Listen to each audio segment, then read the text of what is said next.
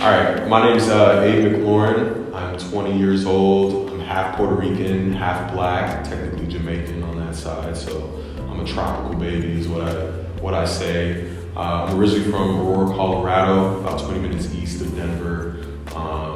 Third year junior at Ohio State, real estate major. The vice president for Black students in real estate there. Also a part of the Bell National Resource Center for the African American male, which focuses on diversity at OSU. And then I'm also a part of a business fraternity on campus called Phi Kappa Theta. Outside of school, I work full-time as a real estate agent, and I primarily focus on investment properties.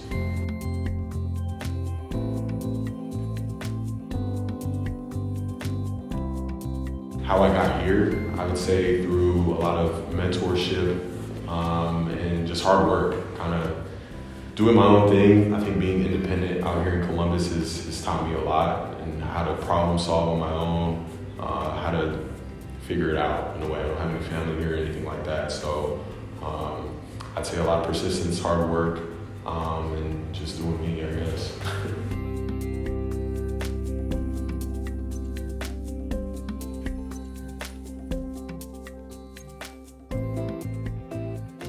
My dad was probably the biggest influence there. He grew up in Colorado, very similar, except in the 70s, 80s, maybe a little bit more aggressive, but he was, the only black kid in his high school, let alone class. So, his experiences growing up, he would always share those experiences. We would always talk about them, became comfortable talking about those experiences. So that was huge for me, is having him to kind of, guide me through that. And because of that, I feel like I've always been some sort of a leader in wherever I'm at. And I think, being comfortable with yourself has allowed me to become a leader. But I would say it really started with, again, my dad having to pave the way and kind of be uncomfortable. It's almost like he had to live that uncomfortable feeling. Of course, I get uncomfortable sometimes too, but back then it was a lot worse. He had to live that in order for me to kind of progress off of that, learn from it, learn from him. So I'd say him is probably the biggest influence.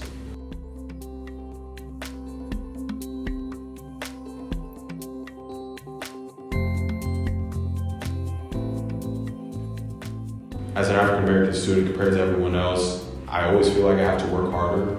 Always have to feel like I have to kind of watch what I say, watch how I present myself, because at times, the world's always watching in a way. I'm pretty tall as well, so I stand out in the crowd, which is for me, I don't like it. A lot of people say, "Oh, you're tall, you should enjoy it," but I think that also adds into the mix. I'm already standing out, so I have to come at it. I have to make sure I'm presenting myself 100% all the time. And that's kind of, unfortunately, the mentality that a lot of me and a lot of my other black brothers and sisters have. So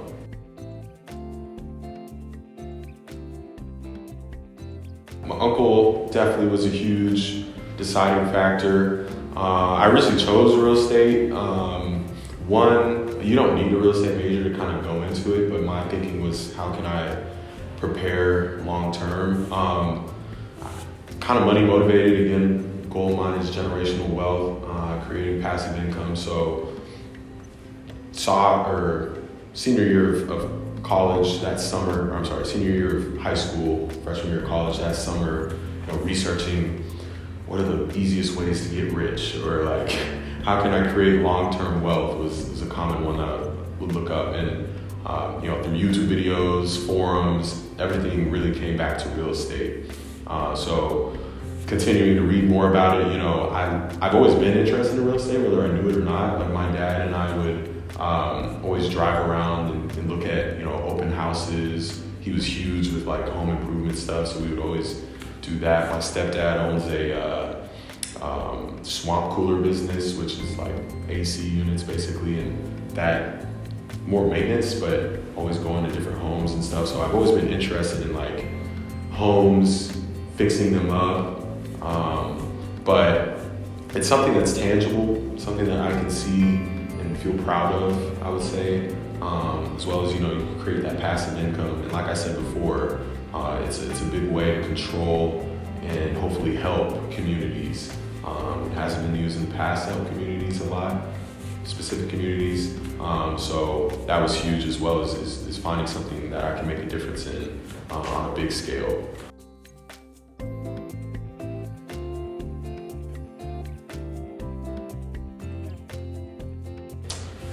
To become an agent specifically, you first have to pass, I think you have to take 120 hours in the state of Columbus, or state of Ohio, in order to get your license, something like that. So you have to take some courses.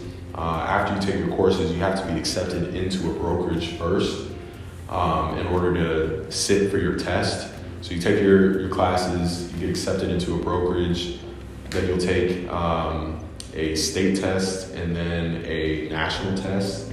National test is pretty easy. I failed the state test the first time, so I had to take that again. But after the tests, you have to pay some fees, which I didn't expect, so that sucked. But then you're good to go. Then you're good to practice real estate in that state. So it's different state by state, but in Columbus, that's the process.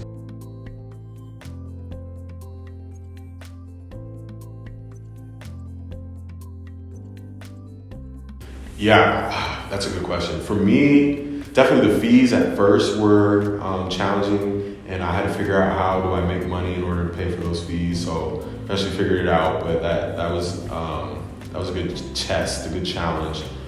But the second hardest thing, I think, has been learning the market here in Columbus.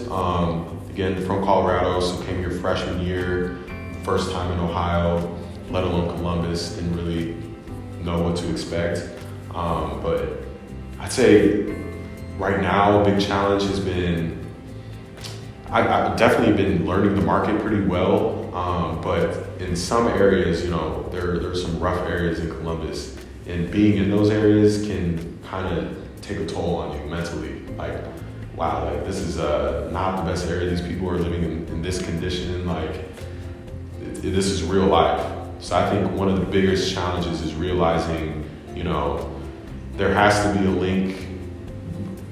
Real estate, you're dealing with real life. Of course, it's in the name. And with that comes consequences. It may be good for you to close on this deal, but you know, there's other people that are going to be living in this property, and their lives can be impacted. So seeing the real life impact and how it impacts certain communities has been definitely interesting. It's, again, sometimes challenging mentally, seeing people in these conditions and not really being able to do too much. So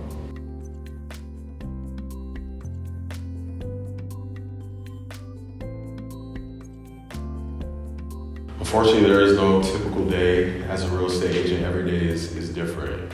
But typically wake up around 7:30, immediately hopping on emails, of course, because that's how things are done. But either doing showings in the morning. So I'm a real estate agent, so I primarily focus on investors who are looking to buy investment properties. But I also do help out like first-time home buyers.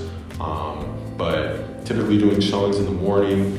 I'm also a property manager, I forgot to say. So, you know, if anyone's water is leaking or there's a fire or something like that, I'm the first point of contact. So sometimes I might have to deal with an event or task there. But meetings in the afternoon time, as well as, you know, meeting with new clients and building my client base has been a big part of my days as well. And then usually at the end of the days, making calls, following up with other clients, to building my lead generation source. I also have a team of cold callers that work for me, so training those guys. Every day is different, unfortunately. And then 6 o'clock hits and I'm like, oh my gosh, I have to do class. So luckily we're online, so like every day I have probably like one lecture to attend. Sometimes I don't make it to that lecture, but it is what it is. But I'd say after like 5:30, I'm strictly on school, trying to grind it out. So I balance the schedule to like first half of the day doing all real estate working, and then at night trying to get all the schoolwork done.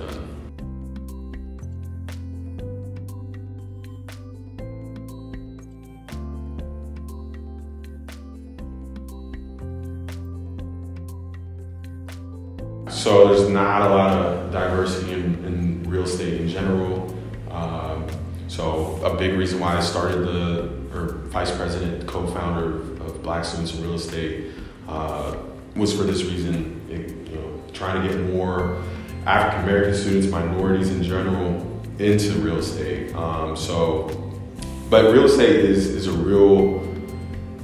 It's been a way to, one, create wealth in America, two, to kind of control power in America as well, ever since really the beginning of time. You own the land and you own the power, bringing it all the way back to pre-Revolutionary War. That's kind of how the King of England controlled the United States. But looking at it now, there's not a lot of African American representation in the real estate game. And because of that, events like redlining happened in the 80s, where basically lenders can control how much money African American communities are lended to.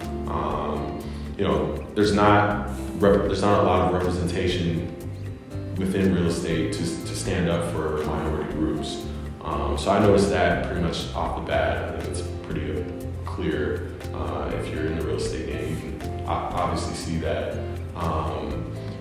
As well as the housing shortage here in America, we have an affordable housing shortage, and most people who aren't able to get into homes or afford homes are minorities. And I figured that out through, of course, just kind of private research, but hearing that kind of motivated me to get into the field and make the change. So back to your question, just not a lot of diversity in real estate in the first place, and that's, again, kind of another reason why I wanted to do it, because I'm not afraid to start that change. So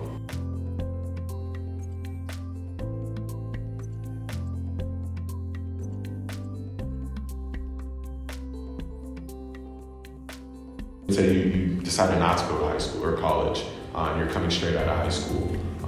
There's a lot of opportunities to get into trades that are from real estate. So whether it's HVAC, rehabbing properties, so being a general contractor, being an appraiser, being an inspector. There's so many opportunities, and a lot of my friends who maybe didn't continue their educational path into college, a lot of them took trade routes, and I think that's a great way for you to kind of learn a trade and take advantage of mastering that trade, and hopefully, creating a team of your own to, kickstart your own business, if you will. But real estate has a lot of opportunities to open your eyes up to other fields and other trades that you can get into.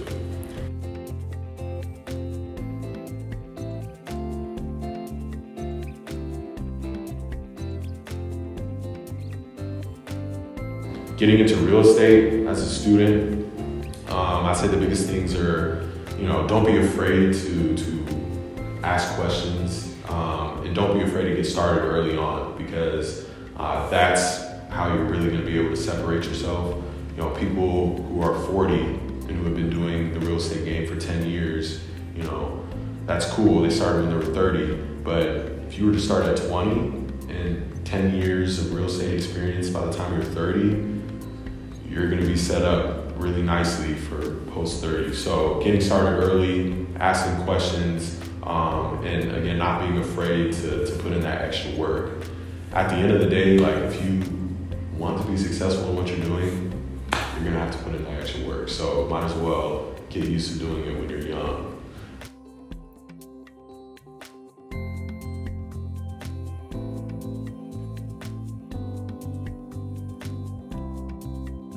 I think in-state, definitely, I think it's easy. I don't know. I would say, just sticking on your application process.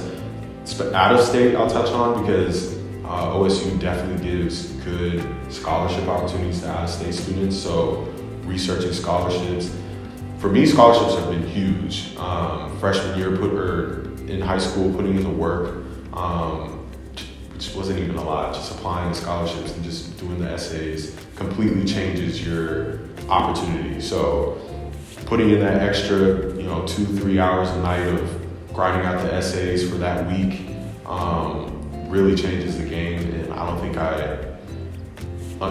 I appreciated that in high school. Now, thank God, because it really did change my honestly my path. So those two, I would definitely say get scholarships and just grind it out.